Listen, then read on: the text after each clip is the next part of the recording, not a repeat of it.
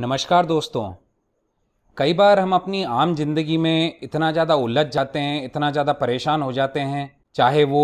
परिवार को लेकर के कोई बात हो या कोई काम को लेकर के किसी तरह की बात हो, और हम उसमें इतना ज़्यादा उलझ जाते हैं, परेशान हो जाते हैं कि हमें ये समझ में नहीं आता कि हम अपनी रूटीन ज़िंदगी की वजह से इतना ज़्यादा परेशान हो जाते हैं या वाकई में किसी तरह की कोई गहरी बात है जिसके लिए हमें किसी मनोरोग विशेषज्ञ, मनोचिकित्सक या साइकेट्रिस्ट जिसको कहते हैं, उससे मिलने की ज़रूरत है। तो आज हम इसी बारे में बात करेंगे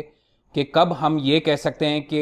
यार ये सब बातें हो रही है मेरे साथ में, ये सब समस्या मेरे साथ हो रही है, अब मुझे मनोरोग चिकित्सक के साथ मीटिंग कर लेनी चाहिए, उनको दिखा लेना चाहिए। दोस्तों, हमारा मानसिक स्वास्थ्य, मेंटल हेल्थ, शारीरिक स्वास्थ्य, फिजिकल हेल्थ जितना ही जरूरी है, एक बहुत ही जरूरी हिस्सा है हमारी ज़िंदगी का, जिसका हमें ध्यान रखने की ज़रूरत है। और अपने आप से ये पूछना कि क्या मुझे एक मनोरोग विशेषज्ञ, साइकेट्रिस्ट को मिलने की ज़रूरत है, एक पहला कदम है इस दिशा में। और मेरे हिसाब से ये बहुत ही साहस का काम है अपने आप से ये सवाल पूछना। तो इससे पहले कि हम ये जानें कि कब हमें मानसिक रोग विशेषज्ञ, साइकेट्रिस्ट को मिलना चाहिए या नहीं मिलना चाहिए, हम पहले ये जानते हैं कि मानसिक रोग विशेषज्ञ, साइकेट्रिस्ट कौन होता है और वो किस तरह से हमारी मदद कर सकता है। दोस्तों, साइकेट्रिस्ट, मनोरोग विशेषज्ञ एक ऐसा डॉक्टर होता है जो कि मानसिक और व्यवहारिक समस्याओं और बीमारियों की जांच करता है और उनका इलाज करता है, और साथ ही उनके हमारे अंदर बनने से रोकने में भी हमारी मदद कर सकता है।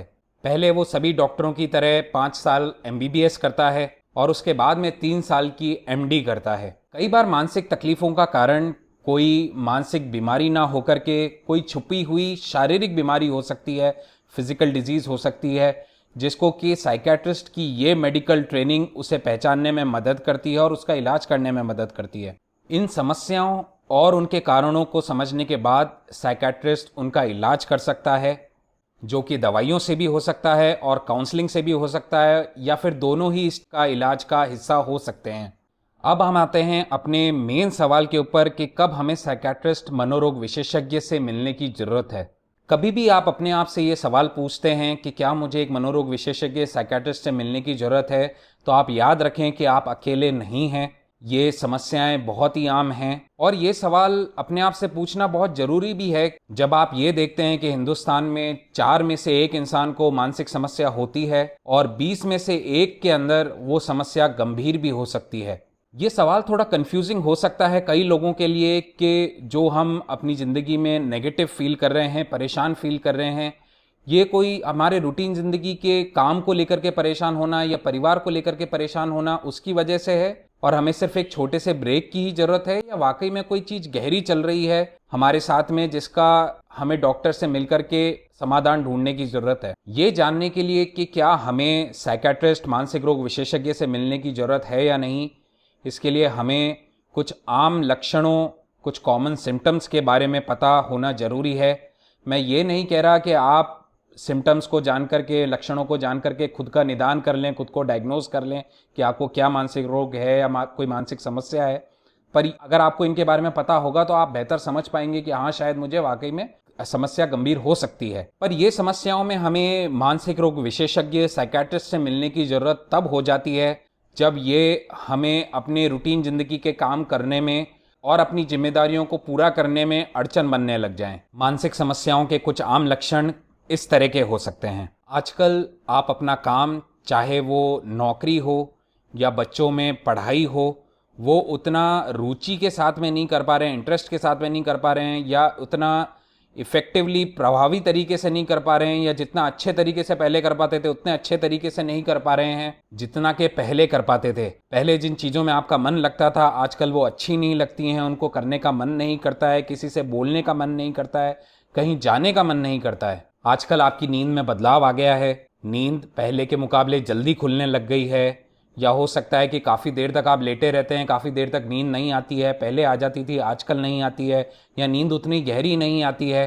या ज़रूरत से ज़्यादा नींद आने लग गई है। ये भी मानसिक लक्षण हो सकता है। भूख आजकल बहुत कम लगती है या ज़रूरत से ज़्यादा लगती है। आप हमेशा अपने विचारों में खोए रहते हैं और वो विचार अक्सर नेगेटिव होते हैं, नकारात्मक होते हैं। आप हमेशा कुछ ना कुछ सोचते रहते हैं या चिंता करते रहते हैं। आजकल आपको भूल पड़ने लग गई है, आप चीज़ें रख के भूल जाते हैं, किसी ने कोई बात बताई तो वो भूल जाते हैं। ये भी एक बहुत ही आम समस्या देखी जाती है। आजकल आप अकेले रहने लगे हैं, ज़्यादा लोगों से बात नहीं करते हैं,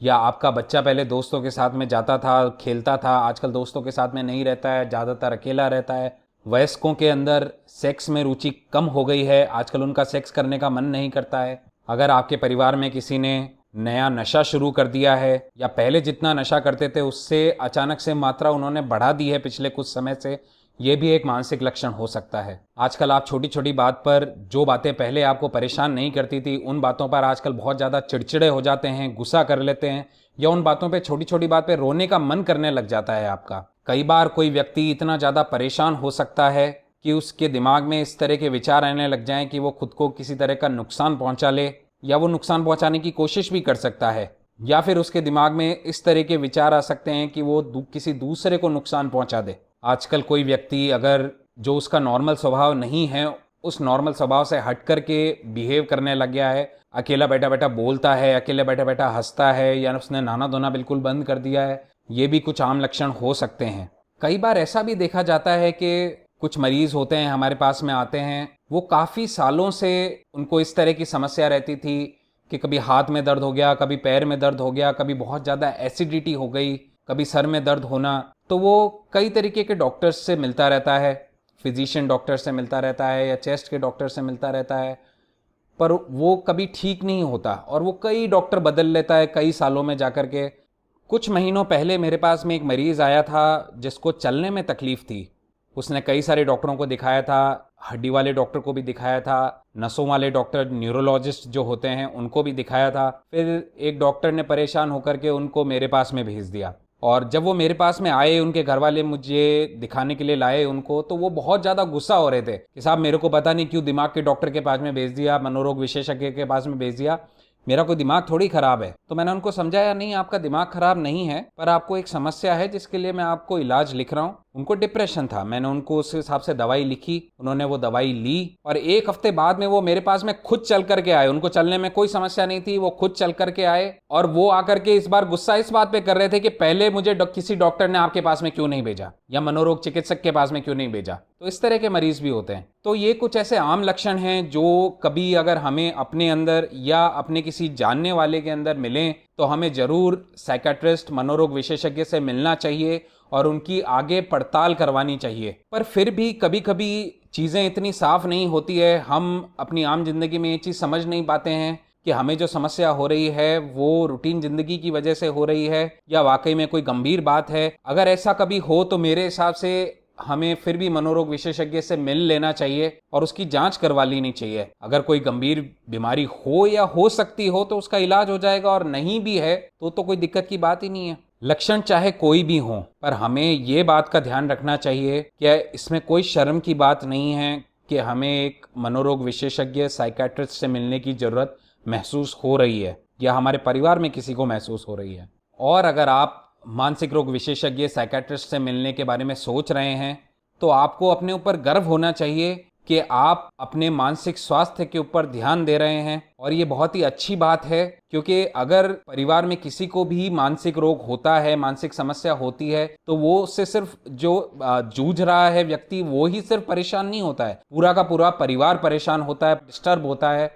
और ऐसे में एक मानसिक रोग विशेषज्ञ से मिलना एक बहुत ही अच्छी चीज है, जो आप ना सिर्फ अपने लिए बल्कि अपने घर वालों के लिए कर सकते हैं। और कई सालों की रिसर्च, कई सालों के शोध ने ये बताया है, अगर मानसिक बीमारियों को जल्दी पहचान लिया जाए और उनका जल्दी इलाज किया जाए, तो उनकी गंभीरता को कम भी किया जा सकता है और आगे कभी जिंदगी में बनने से भी रोका जा सकता है। तो दोस्तों, मुझे उम्मीद है कि आज के वीडियो से आपको कुछ हद तक ये चीज को समझने में मदद मिली होगी कि किस वक्त, किस स्थिति में हमें या हमारे परिवार के किसी इंसान को जिसको भी तकलीफ हो रही है, किसी तरह की महसूस हो रही है, उसे कब हमें मानसिक रोग विशेषज्ञ के पास में लेकर जाना चाहिए, या उनसे मिलना चाहिए, या उनकी राय लेनी चाहिए। अगली वीडियो में हम बात करेंगे कुछ आम भ्रांतियां, आम मिथ्स, मिसकंसेप्शंस जो आम जनता के बीच में मानसिक रोग समस्याओं से जुड़ी हुई मिल जाती हैं। तो अभी के लिए धन्यवाद।